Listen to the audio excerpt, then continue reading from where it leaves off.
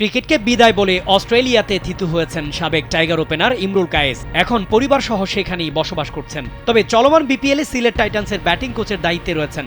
দিন দুয়েক আগে যোগ দিয়েছেন দলের সঙ্গে। তার আগে বিগ ব্যাশে বাংলার প্রতিনিধিত্ব করা রিশাদের দলের একটি ম্যাচ দেখতে গিয়েছিলেন ইমরুল। সেখানেই তার কথা হয়েছে বাংলাদেশি লেগি তারকার সঙ্গে। মঙ্গলবার সিলেটে ইমরুল বলেন, মেলবোর্নে রিশাদের সাথে আমার দেখা হয়েছে।